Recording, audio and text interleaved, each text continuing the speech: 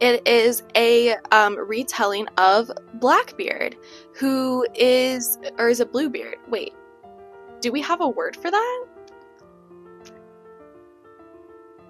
Like, I know femcel is a word. What am I talking about? Okay.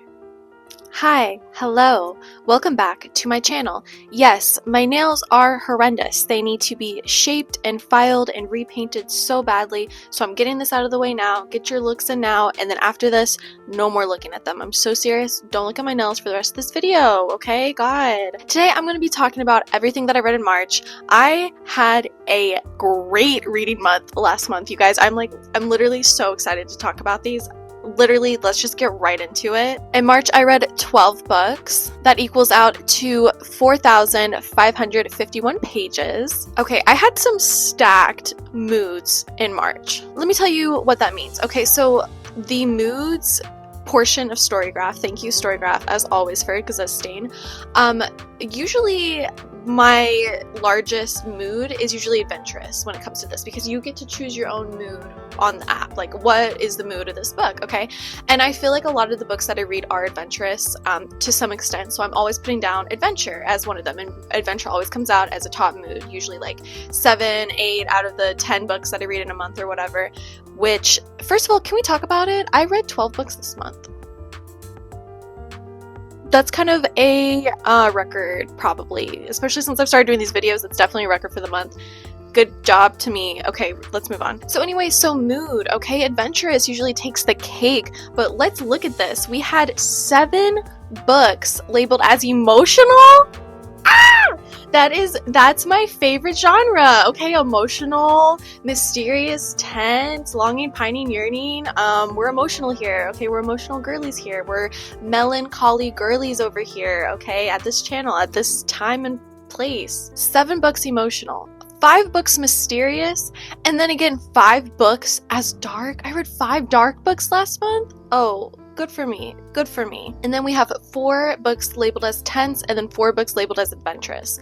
So last month, like, looking at these numbers, I'm like, whew, I read some good ass books. 58% or 7 books were between 300 and 500 pages. This tends to be like my largest widget when you look at pages. I would love to be a girly whose majority of the books that she reads in a month are over 500 pages, but like then I'll be looking at maybe 5 books a month. So it's okay. It's okay. I don't need to be showing off my reading skills like that. We had 25% or 3 books were under 300 pages, and then 17% or 2 books were over 500 pages. I know exactly which ones those were.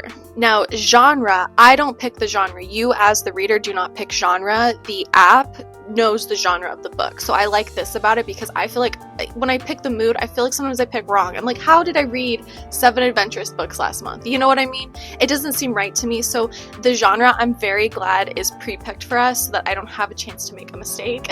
So coming in first with genre, I read 5 books that were romance, and then tied, I have also 5 books that were fantasy. 4 books were labeled as YA, and then we had 3 books tied for LGBTQIA+ and historical. So I'm trying to think, like, what 3 historical books did I read? Like, I can only think of one, but okay, anyways, that's what Storygraph picked. Okay, they said I read 3 historical books, so bam, I read 3 historical books. Ooh, my average star rating. I love looking at this. My average star rating was 3.17 stars between all the 12 books that I read. I gave 1 book 1 star. I gave 3 books 2 stars. I gave 2 books 3 stars. I gave 5 books 4 stars. This one is always my biggest for some reason. And then I gave 1 book 5 stars. Yes, ladies and gentlemen, I finally read a 5-star book. I don't think that this has happened since January. I believe in January I might have read like 1 to 2, maybe 3 5-star books, because I read a lot of Ava Reed and the freaking Six of Crows series. Okay, those are like easy 5-star books. And then in February, I had 0 5-star reads. That was a very bland reading month for me. So yay me, yay March. Thank you, March, for coming up strong. Okay, and now let's get into it. The first book I read in March was The Bloody Chamber and Other Stories by Angela Carter. This is like a bunch of short stories reimagining fairy tales. It's like a very gothic take on these fairy tales. So like there's like Little Red Riding Hood, and it's spooky and it's scary. There's a Puss in Boots story. I'll tell you what, you guys, okay? The writing was so mature. The writing was so unlike anything I've ever read. I swear to God. It was like, it was harder than reading a classic, okay? Like, I read The Age of Innocence last month, and it had been years since I read a classic. So, like, getting back into that kind of, like, you have to read every word on the page, you have to pause at every pause on the page in your mind. Like, it's not a fast read, it's not an easy to understand read, it's not a mindless reading read, okay? It's, you have to really sit down and read this book, okay? Which is good discipline. I really, really like books like this, because sometimes, you know, I want to make sure that I'm reading right. I want to make sure that I'm retaining what I'm reading, of course. And so for the Puss in Boots story in this book, it went over my head. I cannot tell you a single thing about this story. It was very...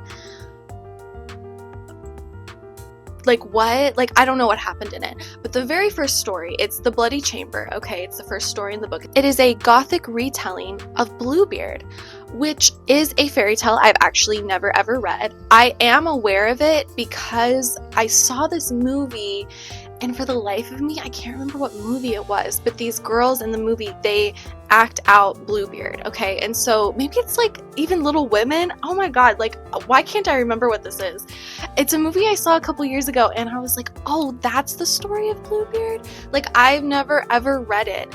And this retelling was so good, you guys. Like I said, just gorgeous, like, flowerful, but like smart writing, like very, like, you really have to sit down and read this book to understand it, okay? Whatever, I loved it. I gave it 4 stars. Like, I had a great time reading it. It was like refreshing to read a book that's harder to read, for sure. And as like the first book I read in the month, it just like really set me up for success. Next we have Breaking Dawn from the Twilight Saga, the last book in the Twilight Saga by Stephanie Meyer. Y'all, I swear to God, this is gonna be the last time I talk about Twilight. I swear to God, this is the last time I'm gonna tell you that the Twilight video that I made is linked down below, where I read every Twilight book and I read every Twilight movie and I talked about them, okay? I didn't finish this one till the beginning of March, okay? The cat's out of the bag. That's when I finished it. Do I want to say anything about this book? It's boring. We literally get hundreds of pages talking about new vampires from around the world that are coming in. Literally the most uninteresting vampire subject of all time. Like she had the, like, this is really how you wanted to end the series, is just talking about hundreds of different vampires that we've never met before and we never will meet again, who have nothing to do with Bella and Edward's story. Like, I get that they do because they protect Renesmee, but like, dear God, nothing else. You couldn't have thought of anything else. I like the first half of the book, the first, like, while Bella and Edward are on their honeymoon and while she's pregnant, like basically up until she gives birth. So the first part of the book, which is Bella's POV, and the second part of the book, which is Jacob's POV, that whole 2/3 of the book is good. It's fine. I enjoyed it. It's got like good banter between the werewolves and the vampires. And then I like Jacob's story a lot. I liked his POV, but then once we get to the final POV of Bella and it's just all about protecting Renesmee from the Volturi, girl, it's boring. It's so boring. I gave Breaking Dawn 2 stars. Up next, we have A Worthy Opponent, which is the 3rd book in the Wicked Villain series by Katie Robert. Also, big apology to Katie Robert and Katie Robert fans from my last video, because I talked about the books that I read last year, and I read a lot of her books last year, and I thought her name was Katie Roberts. I just found out her name is Katie Robert. I'm so sorry. I'm so sorry. That's so rude of me. Her name is Katie Robert. Basically, God, I'm so sorry. I have no memory of this book, okay? I need to take a break from Katie Robert because her books are not hitting. They hit in the beginning because it was scandalous, it was good smut, and now I'm bored. I'm very, very bored. So this story is her Wicked Villain series, as you know, which is Wicked Disney Villains. So this one is about Tinkerbell and Captain Hook, and Tinkerbell is trying to get away from her abusive ex-boyfriend Peter, and Hook helps her with that. There are 2 sex scenes in this book that are very good, and that's what save it from being 1 star for me. Still not a good book though, like still very boring. Still, I barely have any memory of it, like that should tell you enough, I guess. I read this book because I really want to finish the series. I hate leaving series open-ended. Like, if there's a book out, I want to try to read it to keep up with it so I don't fall behind. But I think I'm gonna let myself fall behind with Katie Robert and her upcoming books. I think that in the future, in a couple of months, I will do like a series finishing video, and I'll just finish a bunch of series that I'm in the middle of, and I'll just like add those to that because they're easy to read, and I just need a break. I gave A Worthy Opponent 2 stars. Next we have A Fragile Enchantment by Allison Saft. This was just a pick. This wasn't anything for a video. This wasn't anything because I felt obligated to read it. This was not a book club reading. This was a Emma, what does Emma want to read? And this is what Emma wanted to read, okay? I love Allison Saft. I feel like her tropes are kind of all the same to an extent. It's very Grumpy Sunshine. She very much likes that trope, and that is not my favorite trope at all. But the way that she writes her fairy tales are so good. It's very just, I just really believe it. And she really does write longing and pining so well. In this book, basically, this girl is commissioned out of her tiny little town to come make some bridal clothes, some bridal cloaks and capes for the prince because he's getting married. And then the bride also asks her to make her wedding dress. And our main girly here, she can stitch magic into her clothes, which is such a common trope lately. I feel like last year I read like 3 magical stitching books, and then this year I've read like 2 magical stitching books. I think that was like very popular maybe a year or 2 ago, and we need to take a break from it. Okay, publishers, please take a break from magical stitching books. Thank you. Give me some more dark academia, literal academia rivals to lovers. Like I need rivals, okay? Not just like, you got an A and I got an A minus, you're my rival. No, I need them to hate each other. I need them to fight, okay? I'm talking Draco and Hermione, okay? I'll just go back to reading Hermione fanfics, I swear to God. Okay, back to A Fragile Enchantment. Let's calm down, Emma. Okay, so this book is good. It's a kind of Grumpy Sunshine, although I don't feel like she's as sunshine as Allison Saft's characters have been in the past, because sometimes the sunshine gets a little on my nerves because I am a grumpy person myself. So like I see the annoyance that the grumpy people have with the sunshine people, okay? Kit, our main boy here, is very grumpy, and I loved him. I loved him. The pining and the longing in this book is very good. Allison Saft is so good at writing it. You know, like, she is a self-sacrificer, and he doesn't understand why she breaks her body down for other people. You know, he's like a spoiled prince. He doesn't get it. And, like, he helps her, and she helps him. There's, like, a bunch of other stuff going on, of course. There's, like, mutiny in the castle, okay, mutiny in the land. Like, what's going on? Who's the bad guy? We're gonna find out and find love along the way, okay? It's a great book. I gave it 4 stars. Love you, Allison Saft. I will buy everything that you write, I swear to God. Oh my God, you guys, talk about dark academia. Okay, next I read The Secret History by Donna Tartt. I almost feel like I have to whisper when I talk about this book, like, ooh. This is considered the blueprint of dark academia. It came out, did it come out like in the 90s? I feel like it came out like almost 20 years ago. Basically, this is a book about a school. I don't know what school they go to. I don't know. I think it's like an Ivy League school maybe, or maybe it's even like Oxford. Like maybe this is a British book. Wait, I don't remember. You guys, I'm sorry. I read it like 3 weeks ago. Okay, don't sue me. So basically, they're at college, and there is a professor who teaches students exclusively. Like if you get chosen to be part of his program, he will teach you all of your classes. Like you will not have other teachers, you will be exclusively his student. So his classes have like 5 people in them, like 4 or 5 people in them. And his like specialty is like Greek language and like just other very like smart people topics. Okay, like not for me. Like I would not have ever even been considered for this exclusive group when I was in college. I swear to God. They would have literally taken one look at the way that I even speak English and they would be like, girl, clearly you do not belong here. And I'd be like, you know what, you're right.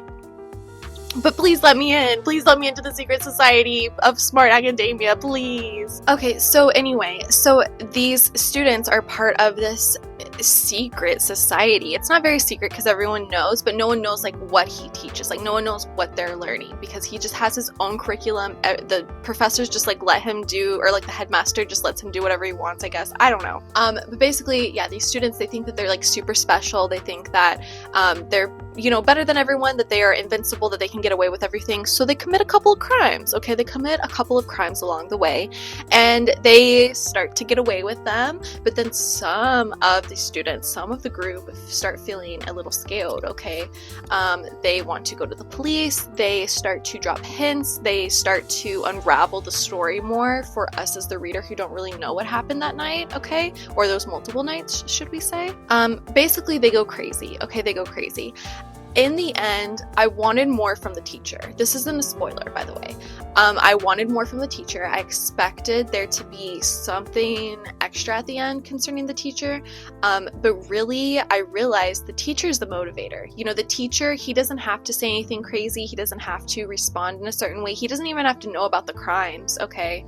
He just has to be there because there are certain characters who respond to the teacher in such a way. It just like, it molds their whole character. It makes them do the things that they do because they like really hold this teacher to such a high standard. And so like when he's ignoring them, they go a little crazy, okay? It's such a good book. I want to own it. I need to reread it. It's a book that I could see myself annotating.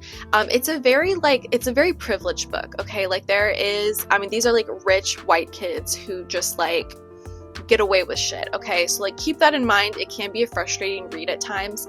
There is a part 2 which is just like so unnecessary. They're talking about this one guy from the town who's like, oh yeah, you know, I think that my neighbors committed this crime because they're not from America, and he calls them the N-word, and it's like that whole that goes nowhere. The neighbors he's talking about, like, it's not like they're accidentally convicted, or like it's just like a lead that goes nowhere, and we could have done without it. Like, we could have done without the racism in this book. Like, there's more racism in the book, like, don't get me wrong, there's one character who is a very, very like bad person, and they think badly about people who they feel are less than them. It's very like uncomfortable to read, so like just keep that in mind if that is like uncomfortable for you. Like, there is racism in this book, and the N-word is on the page twice, so like the thing is that the thing about the neighbor could have just been totally taken out. The thing about the student who is racist, I feel like that was needed for his character because of things that happen on later in the book. It all kind of accumulates,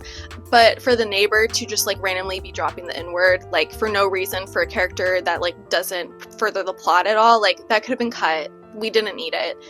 So like just be aware of that in case that is triggering for you. Like, definitely just remember that. Okay. I gave it 4 stars, by the way, because like I said, it's a dark academia book to end all dark academia books. I am new to this genre and I freaking love this genre. Okay. Dark academia, it's who I am, like, on the inside. It's who I want to be. It's who I aspire to be. If genre could be a person, I would want to be dark academia. So I really, really enjoyed this book. It's got great mystery. It's got great intrigue, great characters, well fleshed out characters as well. It's a long book. I think this was one of my 500-page books that I read this month. Really, really could not recommend this book enough. Okay, next we have Good Girls Don't Die by Christina Henry. This is 3 different stories about 3 different women who are like in a simulation, and the simulation is centered around misogyny. Okay, so basically these are women who are victims of a small dick man who like cannot handle that their women are, you know, being a person of their own personage, and so they trick them and stick them into this simulation where like a bunch of women die, and like the best woman comes out on top. Okay, it's like, you guys, I'm so tired of reading thrillers that are centered around misogyny because they're just done stupidly. It's just like first of all, I think it's just honestly a genre trope that I don't like, because I deal with enough misogyny in my day-to-day life. Okay, I work in corporate America. I'm a girl working in corporate America. Okay, that should tell you enough. Okay. and like just like the day-to-day things that I deal with when I'm alone in town or like at the store or just like whatever, like any kind of look or greeting or saying to me, like it's just like I'm already being objectified every moment of my life. I don't want to read about it. And like sometimes it's good in books, like sometimes it's done to an extent that I think is interesting. Like, I think about Boy Parts a lot because she flipped the misogyny in that book. Like, there are misogynist men in this book, but she is also like a female. I just tried to say a female misogynist, but like that's not a thing. And then I tried to think of like the female version of a misogynist. That's not a thing either. Like, do we have a word for that? Like, I know femcel is a word, but I also feel like that is just like a fake word. You know what I mean? Like, it's just a word that was created to talk about when women act like a man. So, you know what, just scratch all of that, just forget all of that. Okay, basically this book it's bland because like the misogyny is clear, it's like on the page, but it also has to do a lot with words. Like, every woman is called a bitch, every woman is called derogatory terms on every page, you know. In the end, the men are running after the women and they're like, come back here you bitch, come back here you bitch, like just over and over. And I'm like, this is the best we could do. Like, this, like, and maybe that's just like true for the world. Like, sometimes that's the best that a man can do, is like, oh, you run away from me, you know, I'm gonna call you every derogatory term that I know for a woman because screw you, girly, you know. It's like, it's true, but I'm bored of it. So yeah, misogyny based thrillers are like not my thing. Oh, one thing about this book is the ending was actually really good. I was very surprised that we went there. I did not think that the writer had the balls to do it, and she really did. So congratulations for that. That was the ending I was looking for. You did amazing with that. That's why this book has 2 stars. Otherwise it would have 1 star, but that ending was actually really good. Very commendable. Good job. Okay, next I read a little short book. It's called Things Have Gotten Worse Since We Last Spoke. It's by Eric LaRocca, I think is how you say his name. It's a short story, like I said. It's about a pen pal situation between these 2 girls. They're like talking over email, and they kind of like enter into like a relationship a little bit, where like one of them is in control of the other. Like, they can tell them like when they can go to bed, what they can eat, what they can do, and they have to like ask permission for everything. So it's kind of like one of those like relationships. Okay, it goes like south very fast. You know, it's a short book, so like it goes south very quickly. It was not for me. I gave it 1 star because the horror in the book centered around the killing and the death of an animal, and like that alone is not horror to me. That's just like disgusting, and I don't want to read it. Like, if that happens in a horror book amongst a lot of other horror, like Grady Hendrix, he does that. Sometimes there's a dead animal in the book, sometimes they have to kill an animal in the book, but there's so much else going on in the book that like you're able to overlook that. You know that that's just like a horror device that he's using real quick to just like bring you a little extra scare to the chapter, a little extra like nauseating feel to the chapter. So when a book is only about killing an animal, it's like not for me. Like, that's not horrifying enough to me. That's just like dumb and lazy, and I don't want to read about it. So I gave this book 1 star. Oh my gosh, you guys, literally round of applause. Get ready, because this is my first 5-star book in over 2 months. Okay, let's freaking go. Next I read in March, I'm Glad My Mom Died by Jeanette McCurdy. Yes, ladies and gentlemen, I finally read a nonfiction book. Round of applause. I finally read a memoir. Round of applause. I am not just this little, you know, fairy smut fiction romantasy, fantasy, high girly, okay? I also read nonfiction. I also read memoirs. Clearly, I read this book. Okay, literally, like, enough jokes, okay? This book is really freaking serious. Also, I just want to say real fast, like, this book cover, top 5 book covers of the 2020s decade. Like, literally, fight me if you want, but you will lose this fight, because look, that's such a good cover. I love this cover so much. I literally have been dreaming about it until I could read it, because it just sticks with me. It really sticks with me. So this book, I'm sure we've heard about it. It came out like 2 years ago, maybe. It is about Jeanette McCurdy, who was a Nickelodeon star. She was on iCarly and Sam and Cat. She also did a lot of other TV as a child. It is about the abusive relationship that she had with her mother.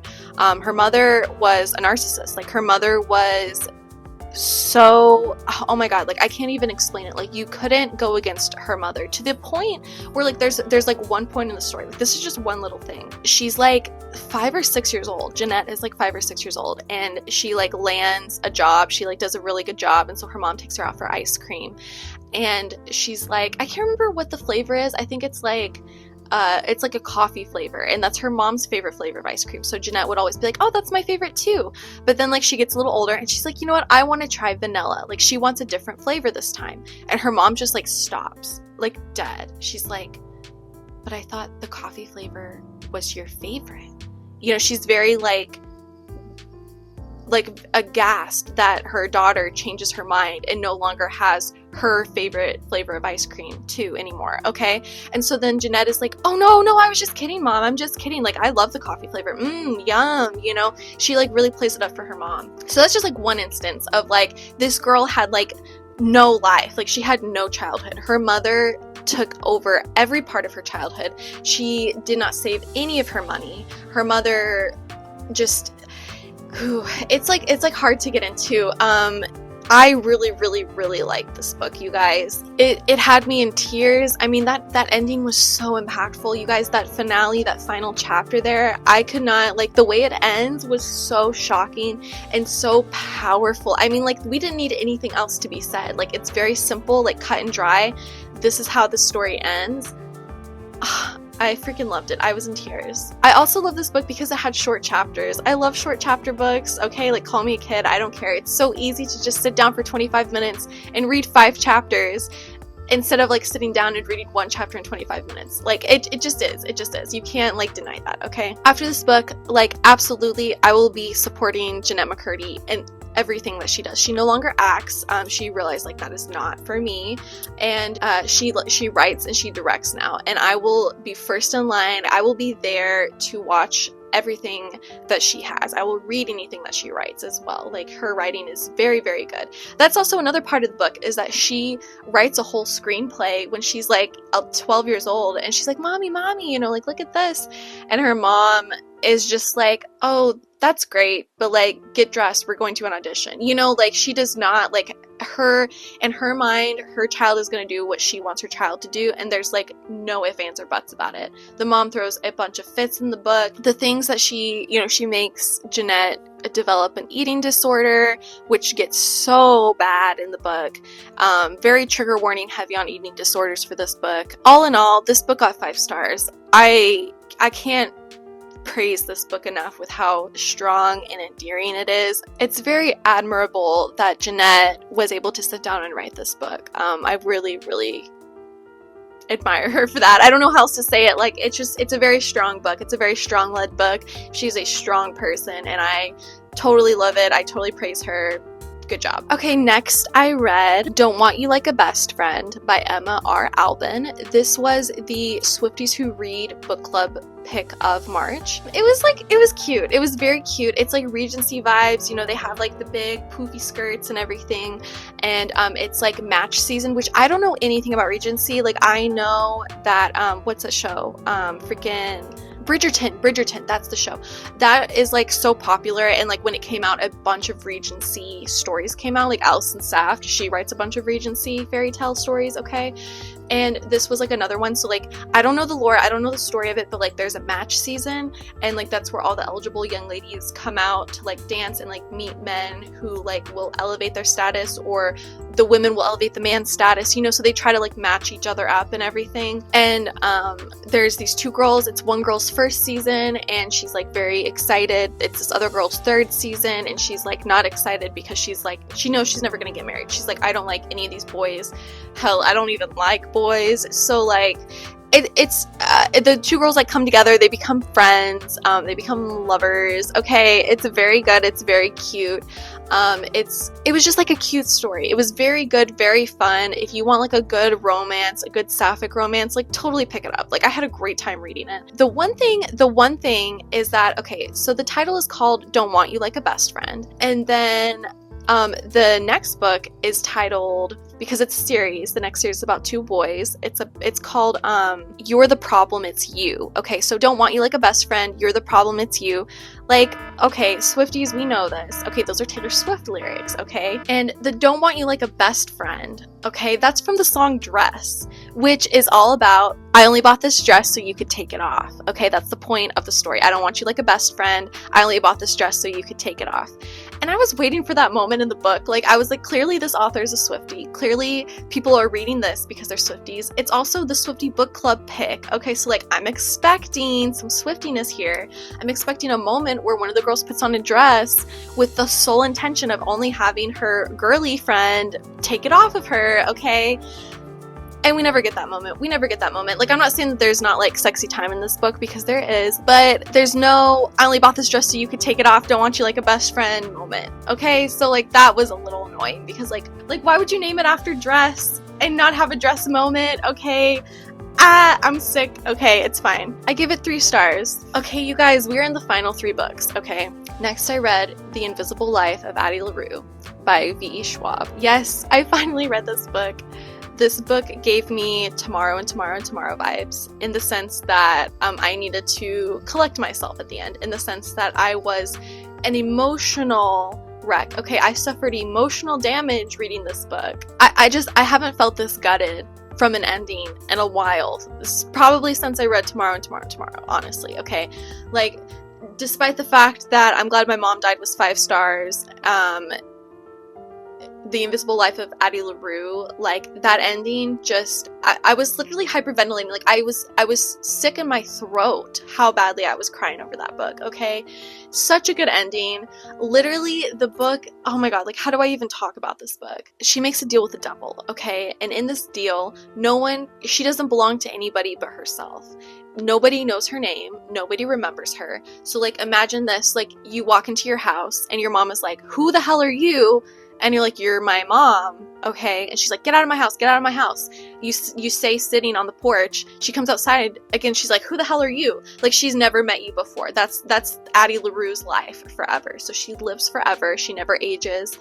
And this is like the point of her life, okay? Because she made this deal with the devil. She meets a boy who remembers her, okay? And we go from there.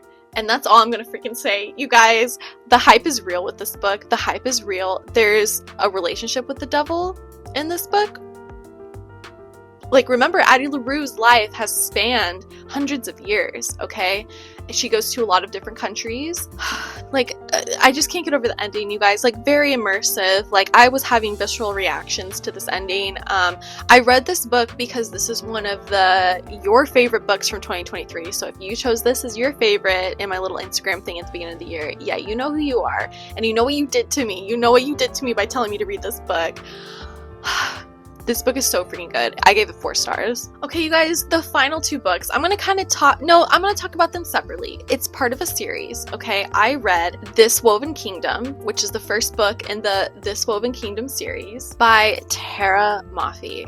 Okay, if you guys know, you know. If you've started this series, you freaking know. So it is, please correct me if I'm wrong, I believe it's Persian mythology is what this is based off of. I believe it's Persian. If you haven't read the series, if you are someone who has not read the series yet, prepare to be destroyed. Okay, I'm gonna try to talk about this in a chill manner. I'm gonna try to be chill when I talk about this. What am I talking about? This is based off of Persian mythology. Okay, screw it. I can't say it without a smile on my face. You guys, this book freaking rocks. This series rocking my socks off, okay? And it's because I didn't know where it was going. I was shocked. When I realized, okay, let me shut up, Emma, shut up. Let's talk about it. Okay. So this is a book about a girl who is a jinn. She knows that she's a jinn. Okay, if you don't know what a jinn is, it's kind of like, you know what? I don't know either. I only know that in American culture, it's kind of like a genie. Okay, like, that's what I think a jinn is. But, like, I have not done any research. I don't know anything about Persian mythology. Like, please forgive me. She's a jinn, okay? But she's also, like, a normal girl. Like, she doesn't, like, look different. Like, no one, like, I mean, she's very, very beautiful. And that's, like, very apparent to a lot of people in this book. She's very beautiful.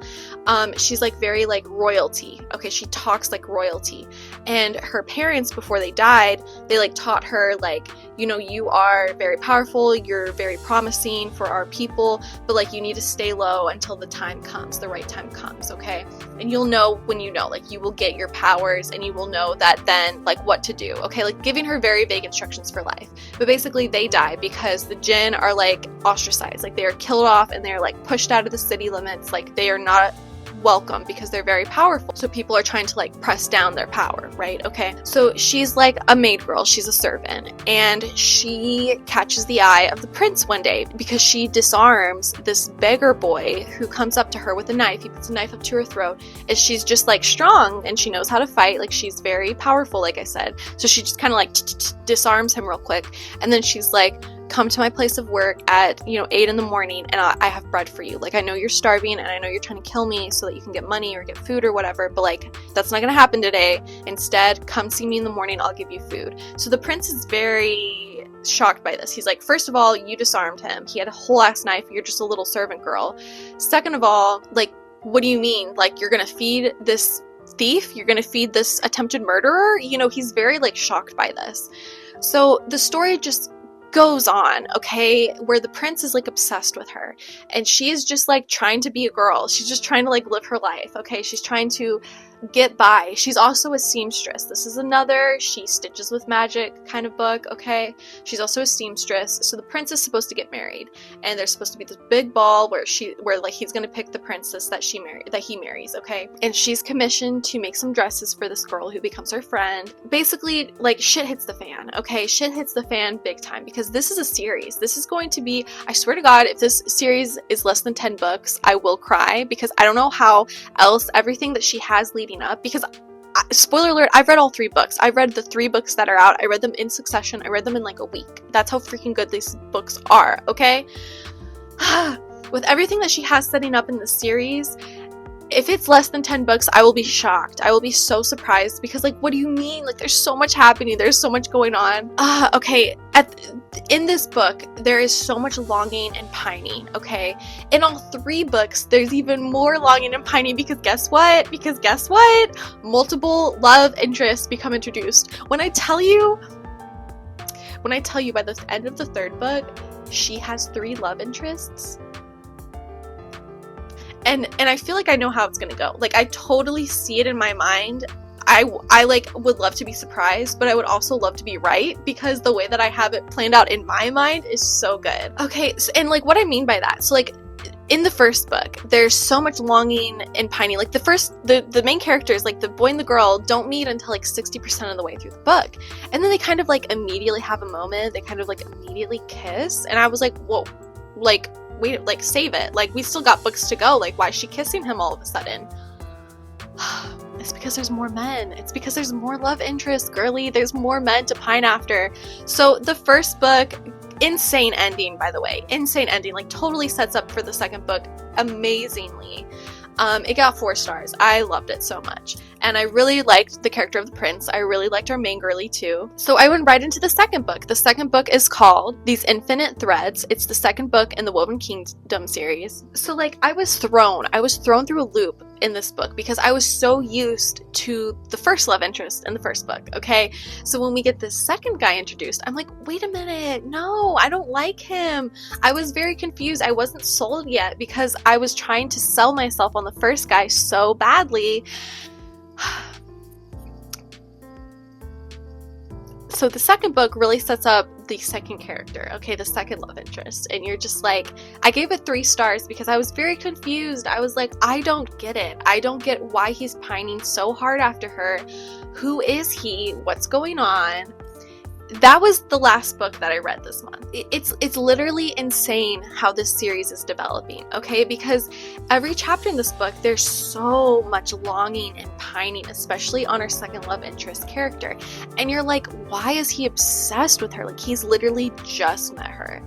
Like, I get that she's beautiful and I get that she's powerful, but like, what the hell is going on? I was like too afraid of like too much being a good thing because I love longing and pining so much. I was afraid I was going to be like spoiled rotten in this series. I was like, we're going to get so much of it and then it's all going to come to like a catastrophical ending where like we just like crash together and they make up, they make out, like whatever, I was like waiting for something like that. Y'all, no. Because that was the last book I read in March, and I immediately started reading the 3rd book.